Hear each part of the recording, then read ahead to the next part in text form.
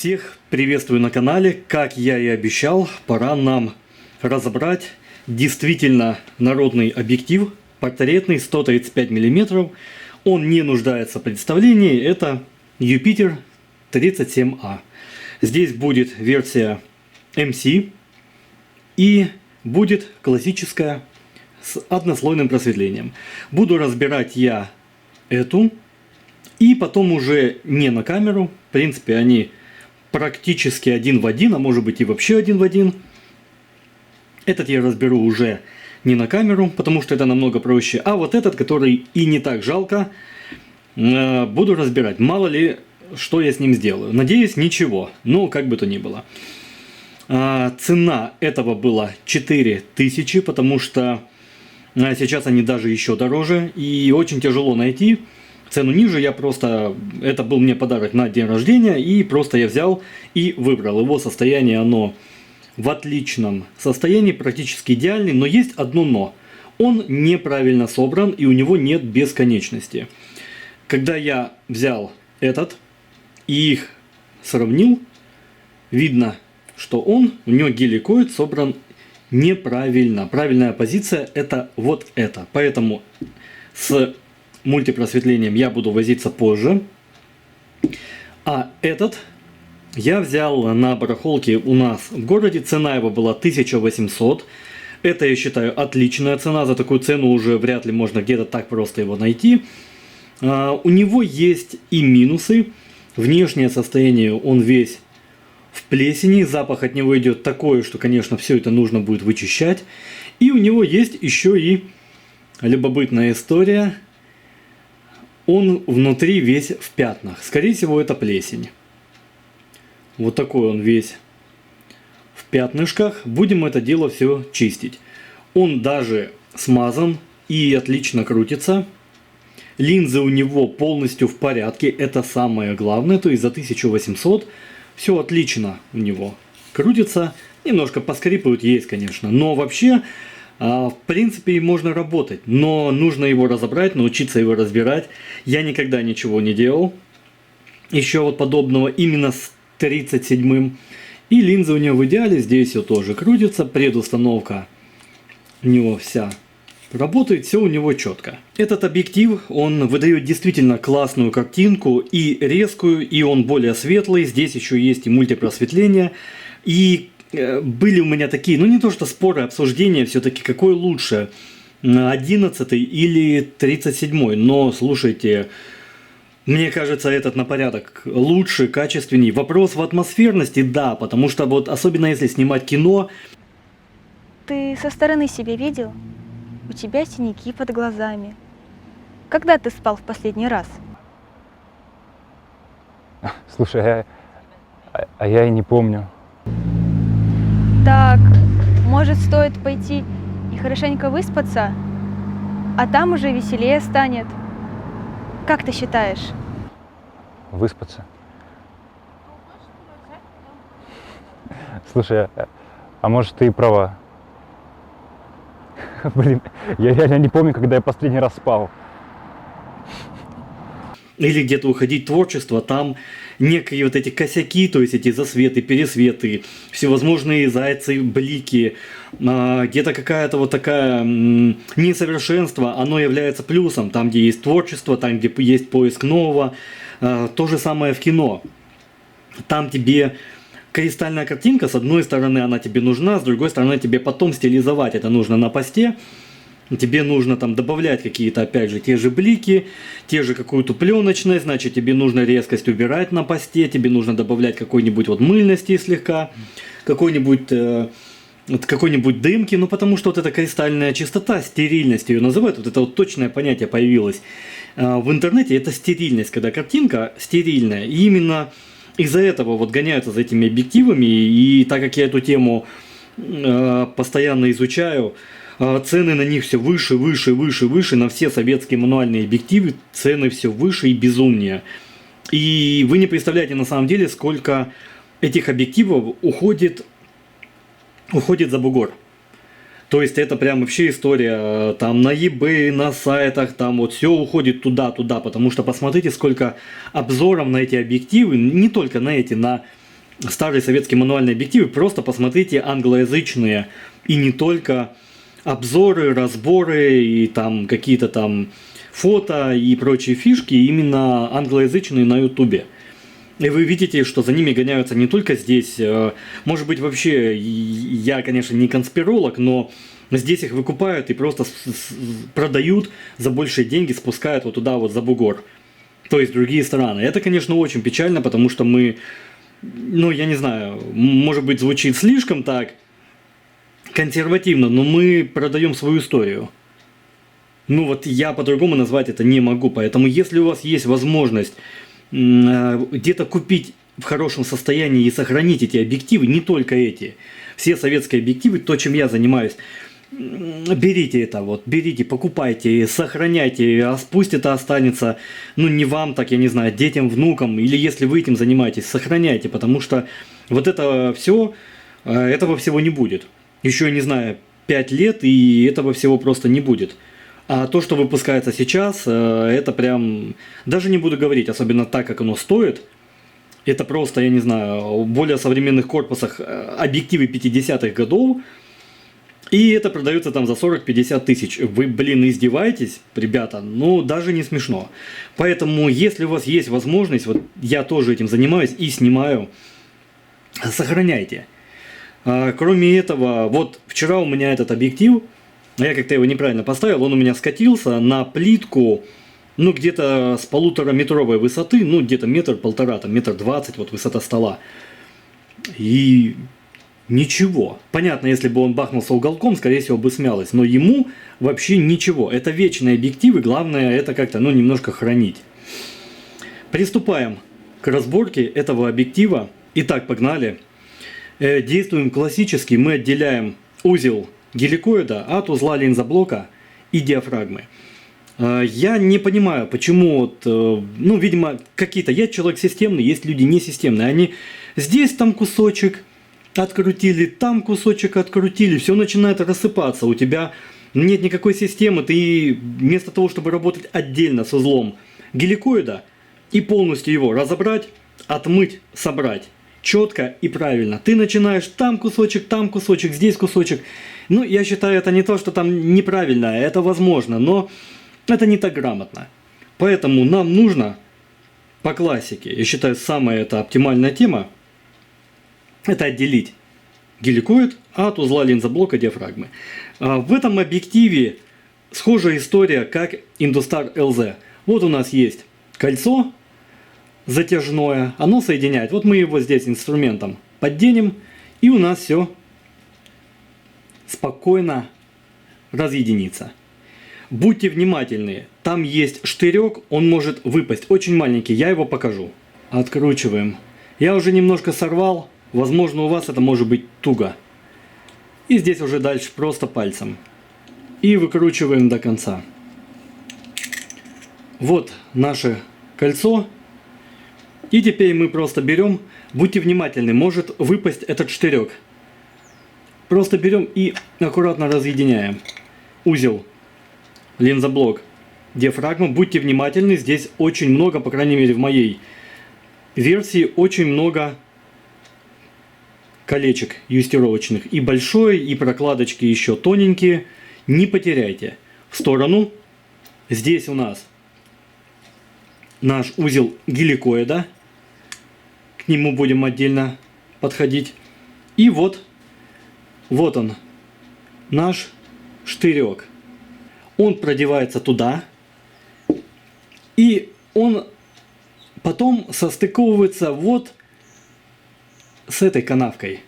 Вот этот вот стержень, он состыковывается. И это типа как вот ловится стержень, входит в эту канавку и типа вот фиксирует надежно узлы объектива. Плюс, я так понимаю, что он еще и придавливает все эти кольца. Теперь занимаемся отдельно уже узлом геликоида. Отсоединяем хвостовик. Здесь у меня немного поржавели. Болты вот. 1 болт, 2 и 3. Перед тем, как его снять, на всякий случай посмотрим, есть ли там метки, если нету, выставим. Ну, чтобы его полностью на свое место поставить. Хотя этот хвостовик, он съемный. В этих объективах они специально были съемные. Так. И аккуратно болты эти, ну, видно, что он в очень большой влажности побывал, этот объектив, но хорошо, что он, слушайте, ну он прям, сюда можно что-то и капнуть. Вот так. И все остальные также. Выкрутили все болты, и теперь можно смело его снимать. Большой плюс этого хвостовика еще в том, что можно ослабить эти болты и повернуть этот хвостовик по оси так, как угодно. То есть, если у вас есть какие-то проблемы, например, вы посадили его на переходник, и у вас, допустим, шкала значений внизу, и вы не видите вообще, где у вас там расстояние, диафрагма и так далее, вы можете ослабить эти болты и повернуть сам хвостовик и затянуть. Конечно, если у вас сам переходник биметаллический, вы можете это сделать прямо на переходнике, у него внутреннее кольцо точно так же ослабляется в переходниках, и точно так же можно крутить. Но это можно сделать и на этом переходнике. Все, снимаем, и у нас начинает появляться геликоид и направляющие. Начинаем визуально сразу его осматривать. На положении бесконечность геликоид, вот он упирается, где-то на миллиметр ниже вот этого корпуса. Вот он, где-то на миллиметр ниже. Вот при сборке потом история должна повториться. Визуально запоминаем. Он двойной. Этот геликоид довольно сложный. Сейчас будем делать всевозможные метки, запоминать все, как происходит и так далее. А то запутаемся. Занимаемся далее. Нам нужно снять наше кольцо фокуса. Здесь есть 3, вот они, болта. Они у меня были закисшие настолько сильно, что я даже отмачивал их бензином и даже обломил отвертку. Но все-таки удалось их сдвинуть. Я уж думал, совсем сорву. Вот они, просто берем их и откручиваем. Положение здесь единственное. Вот по отношению к этому большому болту, поэтому вот это положение там, где бесконечность. Поэтому вы точно поставите на то же место. Здесь можно не беспокоиться, что вы там как-то наоборот его поставите. Просто откручиваем и снимаем. Снимаем. Сейчас я покажу, какая у меня жесть. Вот насколько у меня здесь все поржавело. То есть он был в очень большой влажности. Из-за этого я еле сорвал все эти болты. Ну и здесь это тоже все нужно будет откисать. И точно так же вот такое веселье. Все это я буду отмачивать в бензине. Далее начинаем смотреть, где у нас что. Здесь есть вот у нас стопорной болт, ограничивая. Он с этой стороны бьется здесь, а с другой бьется вот здесь. Здесь куча меток. Вот есть метка. Здесь есть метка. Скорее всего, вот метка. Но я не понимаю, пока еще не понимаю, как оно здесь все устроено. То есть это метки от завода для того, чтобы его правильно собирать. Но пока я еще не разобрал, я не могу понять, какая метка за что отвечает. Хотя на самом деле это подсказки довольно классные. Ну, что нам нужно сделать? Мы запоминаем сами. Вот мы ничего не понимаем еще. Вот здесь вот этот геликоид основной, он вот стукается в болт и не доходит до самого упора, ему просто этот болт не дает. Вот буквально там на какую-то долю, где-то примерно 1 миллиметр. Вот, посмотрите, вот сейчас видно хорошо. Где-то примерно 1 миллиметр он не стукается. Если бы этого не было стопорного, то он бы зашел до упора. Но вот он не доходит примерно миллиметр. Запомните это положение, и я запомню при сборке, потому что если мы не поймем, к чему все эти метки ведут, заводские, то хотя бы вот по положению мы запомним. Выкрутили винт, и теперь просто его вытаскиваем. Вот он, длинный. И теперь мы начинаем, то есть у нас ограничения нет уже никакого. Видите, вот оно до упора стукнулось, но болт этот он не позволял, стопорной. И теперь начинаем выкручивать геликоид. И сразу же все части у нас начинают выходить. Вот есть метки, вот возможно при сборке эти метки, смотрите, сейчас выкручиваем. И вот у нас все уже сдвинулось. Скорее всего, при сборке вот этого внутреннего геликоида нужно ориентироваться, что вот он уже как бы вышел. Вот именно в таком положении вот эти две метки между собой нужно его вставлять, потому что я сейчас вот делаю обратно. И вот оно начинает, то есть вот с этой стороны. То есть при сборке мы должны выставить, чтобы у нас здесь была метка и здесь. Все, теперь мы просто берем и выкручиваем его полностью. Вот он вышел. Вот он вышел. И все наши части, вот они, пойдут на мойку. И здесь точно так же выкручиваем. И здесь, вот, запомните, что вот этой меткой по отношению к этой он должен заходить. Нет, вот. Вот в этом месте, видите, вот в этом месте нужно защелкнуть резьбу. Вот эти метки для этого созданы были. То есть по этим меткам мы очень легко его состыкуем. Здесь все просто, даже проще, чем я думал. Все, смело его вытаскиваем. Эти штуки я снимать не буду. Направляющие. Я считаю, что нет необходимости. Все везде залезет, бензин калоша, все классно вымоет. Если вы считаете, что вам очень нужно их выкрутить для чего-то, ну вот эти болты. Выкручиваем. Все части геликоида вымыты. Все вполне неплохо. Давайте теперь заниматься сборкой. Я хочу вначале на сухую это все собрать, чтобы показать вам. Есть метка вот здесь, вот она заводская. Она же здесь одинаковая. Она будет нужна и для сборки отдельных двух частей, и этих двух частей, и вот этих. Вначале берем, видим метку вот здесь, вот она, там же, где он и вышел. И видим метку вот здесь. И в этом месте оно должно зайти. Так, подбираем. Я думаю, нет. Вот. Вот он зашел. Вот я вот беру, вот, с нуля. Ищу. Вот. Вот зацепилось. Вот он зацеп. Вот это правильно. И потом мы вот наполовинку где-то засовываем. Теперь берем вот эта метка и метка здесь. В принципе, метка здесь не нужна была, потому что можно ориентироваться вот на этот наш болт. И точно так же оно сейчас должно где-то здесь зайти. Так, ищем. Зашел? Зашел.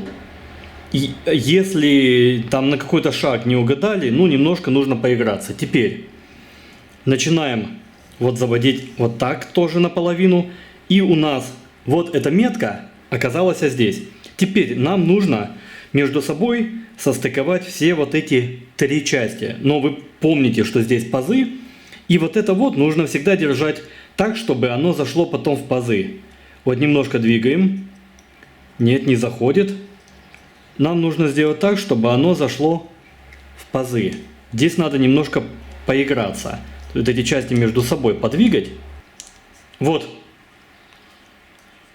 Вот они между собой все состыковались. И начинаем эту историю теперь крутить. Докрутили до конца. И теперь... Нет, я промазал. Вот я промазал на один шаг. Потому что вот стопорной болт, он должен был зайти вот аж сюда. Я просто промазал на один шаг. И вот смотрите, методом тыка. Вот первое, здесь вот оно будет упираться стопорным болтом. Здесь внутренний геликоид собран правильно, он немножко ниже, примерно на миллиметр. Даже немного меньше. И вот оно между собой состыкованы. Я думаю, что вы поняли основу. То есть нужно состыковать между собой вот эти два элемента, потом вот эти по меткам. И сделать так, то есть по тем вот опознавательным знакам и меткам, которые мы с вами уже поняли, нужно вот их вместе с собой сделать. Давайте смазывать. Так, и тоненьким слоем это все. Пусть лучше слой будет более тонкий, равномерный. Ищем нашу полоску. Вот она. Состыковываем. И вот оно пошло. Вот пошло. И начинаем прогонять. Угадал? Да, угадали. Вот сразу угадали. И вот оно. Место под стопорной винт. Все, теперь это можно немножко разогнать. Если смазки будет маловато, если совсем туго ходит, тогда, конечно, нужно добавить. Не забудьте направляющие тоже смазать. И вот немножко. Немножко здесь, немножко здесь. Немного здесь. Оно дальше геликоид пойдет и туда вовнутрь раскатает. То есть ближе вот к этому краю смазываем. И тонким слоем размазываем. Нам нужно, чтобы везде было равномерно. Потому что бывает так, что в середине ход хороший, а в начале и в конце тугой. Это если здесь не хватает смазочки прямо на краю, или прямо на конце не хватает смазочки. Поэтому вот в начале здесь смажьте хорошо. И сейчас направляющие. Смазали третью часть. И вот мы его уже наживили. Вот метка, вот метка. И начинаем вкручивать. Так, вкручиваем. Да, здесь будут у нас излишки. И теперь нам, как мы уже сказали, это 100% у нас правильно. Мы это уже выяснили. И теперь начинаем вот по направляющим заводить. Так, ну что, давайте как-то между собой их стыковать. Нет, не хочет. Угу. Ищем это положение. Стало на свои места. Вот оно. Вот колечко, не колечко, дырочка под стопорной болт. Здесь все правильно. Излишки смазки я сейчас уберу. Ходит туговато, но сейчас мы накинем кольцо фокуса, соберем геликоидную часть, и я думаю, что со временем оно будет ходить более плавно. Здесь все просто. Оно ставится четко на свои места. Место для большого болта. И вот здесь вот у нас под болты отверстия. Закручиваем. Дотягиваем их. Я специально их вначале наживил. И теперь вот их дотягиваем до максимума. Ну и наш хвостовичок. Дотягиваем. Да, он, конечно, выглядит немного непрезентабельно, но на работоспособность это никак не влияет. Болты, в принципе, такие, они довольно крупные, можно даже и сделать, как мне кажется. Ну и все остальное в порядке. И ходить уже, кстати, стало плавно и намного легче. Двигаемся дальше. Теперь осталось разобрать и смазать у нас узел линзоблока и диафрагмы. Первое, что мы делаем? Мы откручиваем вот этот вот болт. Он у нас управляет диафрагмой. Вот у нас все. Туда-сюда. Туда-сюда ходит. Его просто берем и откручиваем. И весь механизм будем целиком выкручивать. Запомнили примерно расстояние вот здесь, вот между этим краем и между этим. И также между этим и между вот этим. Они одинаковые сейчас. Видите? Вот это примерно то расстояние, на какое нам нужно и выставить. Сейчас выкручиваем этот болт.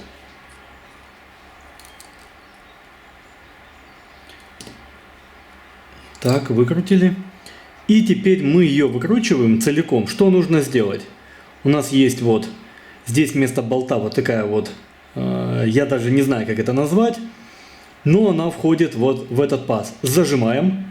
И примерно так же, как на индустаре и на волне просто берем и целиком выкручиваем. Постоянно прижимая. Вот, постоянно прижимая, мы выкручиваем, вот благодаря вот этому порожку, выкручиваем среднее кольцо. Ну, это примерно то же, что на индустарах и на волне. И мы ее выкручиваем. Оно все дальше и дальше отходит.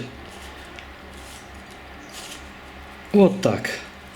И оно у нас выходит. Так.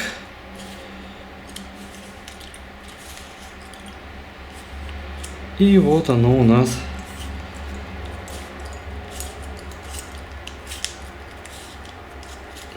Вот это среднее кольцо. О, вот оно. Вот теперь выкручиваем его до конца. Так. Вот у нас наше первое кольцо. И вот мы выкручиваем. Это та же история. Так, все, смазки. Выкручиваем кольцо, которое держит между собой прижимной механизм и линзоблок. Так. И вот оно у нас вышло. Вот это прижимное кольцо. Так, здесь оно. Так, будем искать пружины. Ага, пружины выпали. Смотрите, здесь должны быть пружины, чтобы эти пружины не потерялись. И теперь аккуратно поднимаем. И сам механизм, последний элемент достаем. Так, убираем эти пружинки, чтобы не посеять. И все эти элементы тоже на мойку. Все детали вымыты. Здесь, конечно, сильно не разгуляешься, потому что уже вздулась краска. Ну и она просто начинает отскакивать. Я здесь насухо вытер. Как-то разметку заново делать, ну прям вообще желания нету, поэтому я это все оставлю. Ну и внешний вид меня никогда не смущал. Это все вымыто, оно сделано даже еще проще. Единственное, здесь было очень-очень мало смазки. Это кольцо внутри, оно все будет смазываться здесь под пружины. А здесь довольно сделано любопытно. Здесь, если там, где волна и индустар, там получается у нас штырек, то здесь у нас есть вот такой паз. То есть вот у нас здесь вот такая история. Он плоский, более управляемый, большой. И здесь у нас будет состыковываться вот так. Опять же, конструктивно вообще он сделан, ну прям во всех моментах грамотнее. Достаем линзы. Как бы я не хотел это делать, как-то вот хотел я забить, линзы-то в порядке, но вот эту всю историю нужно удалять. Придется лезть прямо вовнутрь. Заднюю линзу инструментом сорвали. Потом будем их очищать, поэтому смело выкручиваем там ноготком или если совсем туго идет инструментом, потом будем их очищать.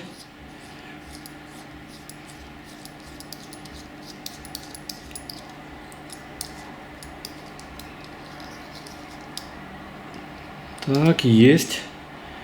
И аккуратненько ее или на салфеточку, или на тряпочку. Так. Запомните, там, где она наружу, там полностью плоская. Там, где она вставляется в линзоблок, внутренней частью, она едва-едва выпуклая. Это сложно заметить, но, в общем-то, вот видно. Едва-едва выпуклая. Не перепутайте. Передний линзоблок, он довольно геморройный. Вначале нужно снять это кольцо. Оно или вот так вот пальцами сдвинется просто. У меня вот не сдвигается. Нужно сейчас придумывать какую-то приблуду. Кто-то, я не знаю, там сверлит отверстие. Ну, вообще нежелательно так делать. Можно сорваться и воткнуть прямо в линзу. Кто-то, есть какие-то там резиновые насадки. Смысл простой. Нужно ее выкрутить. Сейчас я буду пробовать это делать. Бывает, закисают они, ну, прям совсем люто. Ну вот, двумя пальцами мне удалось сорвать. И вот выкручиваем переднее кольцо. можно сказать, этикетку с надписью. Просто выкручиваем ее из той же резьбы, куда вставляется у нас под световой фильтр. Далее. Вот у нас колечко маленькое. Вот оно, маленькое колечко. Я его уже поддел. Там под низом еще будет. Вот оно, вот эти маленькие пазы. Вот они. Аккуратно их очень поддеваем и вот начинаем выкручивать. Это маленькое кольцо прижимное, которое держит линзу. Вот кольцо и линза. Далее. Здесь будет очень большая толстая линза. Вот точно так же колечко. Инструментом поддели. Я делаю это не на камеру, потому что, ну, если я где-то что-то там сорву, и у меня слетит этот инструмент в линзу, это будет попадос. Вот еще одно кольцо. И точно так же его выкручиваем. Не бойтесь пока замацать эти линзы, мы будем их потом очищать отдельно. Так, еще одно кольцо. Оно будет меньше. Да, оно немножко меньше, вы не перепутайте, не волнуйтесь. И у нас сейчас вывалится огромный такой, камушек. Вот он, наш камушек. Все. О, как интересно. Так, я все понял. Можно было этого и не делать. Это внутри линзы прямо пузыри были сделаны, я слышал о таком, эти пузыри были сделаны прямо, когда паялись эти линзы. Все, здесь ничего не сделаешь. Можно было и не вытаскивать. Вот, ну, кто же знал, а? Ну, кто же знал? Я о таком только слышал, ни разу не видел. Вот, ребята, это, судя по всему, пузырьки воздуха, которые туда попали при пайке линзы. Оно здесь все запаяно. С этим ничего невозможно сделать, насколько я знаю. Ну, что я могу сказать? Я немного очищаю диафрагму. Оставляем линзы. Оставляем, все, закончили. Что я сделаю? Я масло полностью не буду убирать. Потому что есть такая теория, я не могу ее ни опровергнуть, ни доказать. Теория это такая. Когда лепестков много, я с этой стороны покажу, здесь наносят на эти лепестки очень жидкую смазку. Прямо на лепестки, для того, чтобы они скользили. Потому что если они будут полностью сухие, они начнут друг об друга царапаться. Царапаться, и будет, во-первых, крошка внутри, прямо диафрагмы, линзоблока оставаться. Во-вторых, они будут царапаться, и то есть их надо будет заново воронить. У них вот это покрытие черное, матовое, оно будет просто царапаться. Они друг об друга будут вот так вот скоблиться, как ножницы, тереться вот лезвиями. И именно поэтому старые объективы, где очень много лепестков, у них действительно они такие, как бы линялые, они очень сухие, они расцарапаны и очень много всякой крошки. Я в 50-х годах в Юпитерах 8-х такое встречал. Поэтому что я сделаю? Если верить этой истории, я просто излишки этого масла ватной палочкой соберу. Но масло оставлю полностью, не буду на 100% высушивать. То есть я не буду кидать бензин. Мне кажется, в этом нет необходимости. Я излишки уберу. И будет вот оно такое матовое и более-менее как бы сухое, более-менее. Вот что я сделаю. Прав я или не прав, я не могу. То есть это я как бы осознанно решаю так сделать, потому что я не могу доказать, ну где эти люди, где эти разработчики, вот, ну, где человек, который может доказать документально. Поэтому я просто беру и излишки вот здесь вот аккуратно все сотру и будем запаковывать линзоблок обратно. Вот здесь еще масло есть. Сейчас буду его собирать аккуратно. Вот здесь вот уже снял. И вот такой результат, вот мне он по душе. Они одинаковые, матовые, излишков масла нету. Но в тот же момент она не сухая, как в пустыне. Ну и вот. Ну, прав я или нет, опять же, я не буду на эту тему спорить. Ну, пусть будет какой-то эксперимент. Потому что действительно фишка с тем, что крошится покрытие лепестков, это чистая правда есть. Я много раз видел в объективах, особенно 50-х годов, и там, где много лепестков. Вот, кстати, там, где лепестков 8 или 6, там таких проблем вообще нету, и можно вот насухо ее вычищать. Но вот здесь они из-за того, что они очень часто расположены, и они сильно друг об друга трутся. Давайте собирать систему предустановки вначале. Все смажем, а потом уже туда вставим линзы. Начинаем вот с этого колечка. Тут еще будут пружинки. Смазываем и кидаем. Какое-то безумное количество смазки там не нужно. Но в тот же момент ее здесь было немного, поэтому я хочу ее немножко поддобавить. Так, и теперь закидываем. Просто нагло вот сюда. Так, становись. Угу.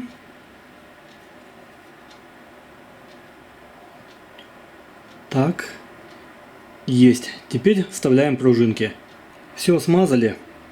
Здесь есть некая сложность. Пружинки должны попасть и в эти пазы. Теперь.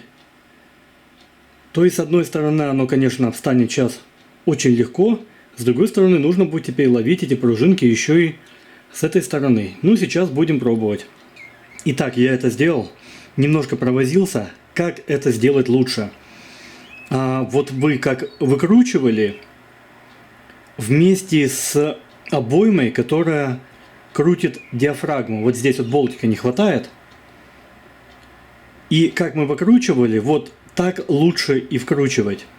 И потом оно все приблизительно одинаково. Ну вот здесь мы видим, расстояния немного не совпадают, но я думаю, что если я сделаю один оборот назад еще, вот, ну просто еще назад немножко сделаю, то мы выйдем вот на те расстояния, о которых я говорил.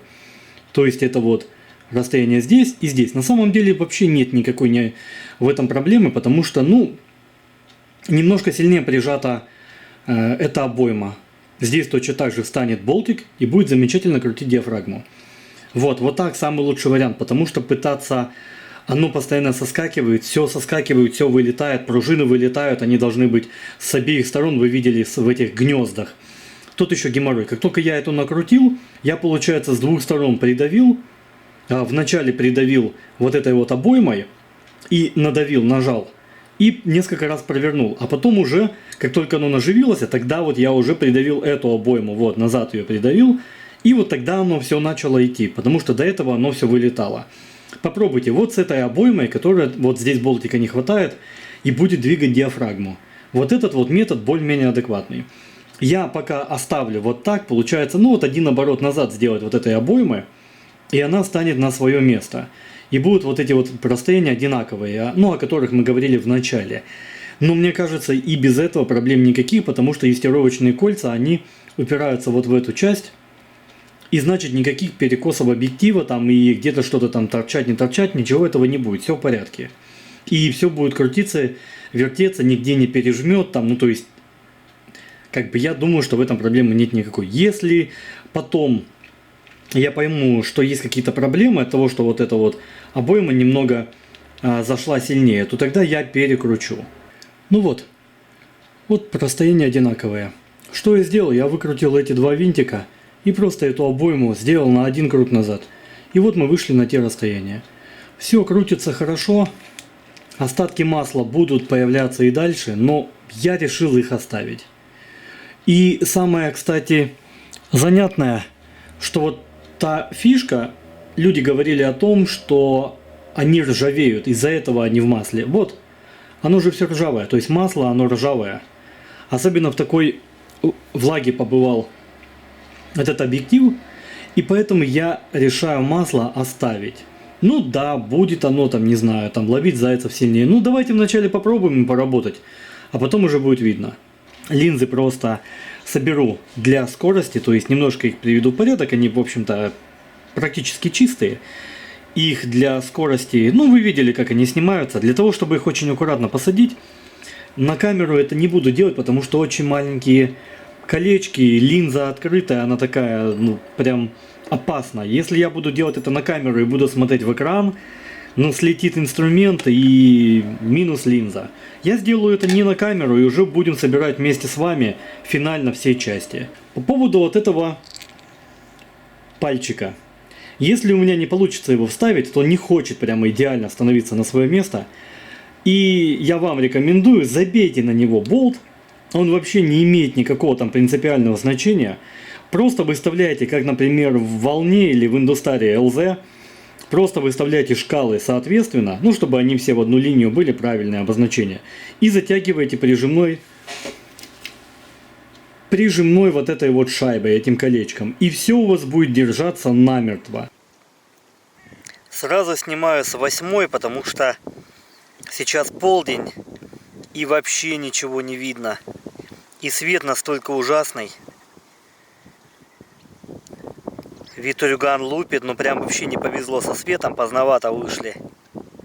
И вообще и нету солнца, то есть вообще контраста никакого, все какое-то белесое, серое небо. Ну уж как есть.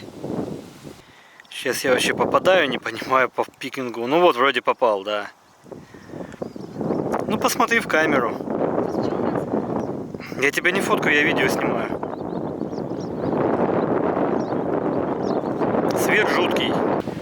Зашли в тень хоть какую-то, максимально открытую, чтобы я хоть понял его резкость, хотя я не вижу, что происходит на экране. И пикинг он просто не спасает. Сейчас буду пробовать наводить резкость. Блин, тупо не понимаю, я попадаю, не попадаю, внешний монитор нужен. Короче, максимально конченые условия. Я просто резкость вообще не вижу. Да вроде есть. Нет, выпад. Ну вот сейчас есть, да. Прикольно, атмосферный. Здесь обработки вообще нет никакой. Вообще нет никакой обработки. Просто снимается без профиля плоского. Вот насколько происходит у нас отделение фона. Это 3,5 максимально открытое. Единственное, я не исключено, что мажу по фокусу, но потому что вообще ничего не видно. Я не был готов к такой погоде. Ну вот вроде по пикингу улавливаю. Абсолютно никакой обработки. Вот это 3,5 диафрагма. Цветами пахнет. Да, такая погода неудачная. Так, и вот у нас уже при вечернем свете намного более интересная картинка получается. Значит, у нас идет диафрагма 3,5, самая открытая. И вот мы видим действительно классная картинка. Притом на 3,5 идет просто великолепное отделение от фона. Вот уже идет к закату, но мутное небо. Если бы еще солнце было, было бы просто свет, ну просто огонь. Ну, может, скажешь что-нибудь? Надеюсь, вы не забыли подписаться и поставить лайк на это видео. И на все остальные тоже. Ну, да, нам приятно будет. Толку от этого с современным ютубом не так много, но зато нам очень приятно. Стараемся делать видео. Да, стараемся делать для вас. И буквально пару выводов.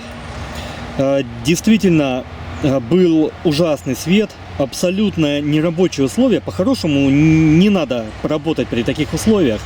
То есть был дикий ветер, ничего не слышно, ничего не видно, вообще ничего. Свет плоский, ровный, некрасивый, серый, небо серое, какое-то такое все белесое, все абсолютно плоское. Но даже при таком свете, вот был час дня, можно делать атмосферные кадры. И да, конечно, потеря контрастности есть, но ее можно подкрутить просто на посте. Ну, добавить немного контрастности. Конечно, потеря контраста будет при таком свете. Однако вечером, уже когда был свет более... Он был все равно плоский, потому что было небо затянуто, и солнце закатное было затянуто. Если бы не было затянуто, был бы классный контраст и красивый свет. Но и то вы увидели, насколько сильная разница в картинке уже при нормальном свете. Вывод: этот объектив действительно будет работать, это рабочий объектив даже при однослойном просветлении, не MC, и при тех вот интересных пузырьках внутри. все равно этот объектив, он 100% я буду на него работать. Это у меня будет второй объектив, если нужно будет 2 135 насадить. 11 у меня тоже уже 3 штуки, но пока буду работать, они, ну, все-таки они отличаются. Поэтому буду работать вот с этим объективом. И атмосферные фото и видео 100% на него можно делать. 100%. Потому что вот там же тот же кадр, где ивы, ну, очень красиво, и пятна солнечные на лице, все красиво. Поэтому пробуйте. Я надеюсь, что этот объектив, где там буквально, я заметил, один адекватный разбор на ютубе, но пусть будет второй. Если это вам поможет, пробуйте, обязательно пробуйте. Покупайте эти объективы, это хорошие объективы. Если удастся купить версию с MC, конечно, покупайте. Если получится за адекватные деньги покупать вот такой с однослойным просветлением, тоже берите, покупайте, пусть они у вас будут. Приводите их в порядок и работайте на них. За там 2-2,5 тысячи их можно найти, иногда даже дешевле, но редко. Покупайте, не жалейте эти деньги, и пусть эти объективы приносят вам радость творчества, экспериментов и, ну, действительно классные кадры, видео и фото. Спасибо за просмотры, и дальше будут разборы объективов, всех остальных помаленьку будем делать.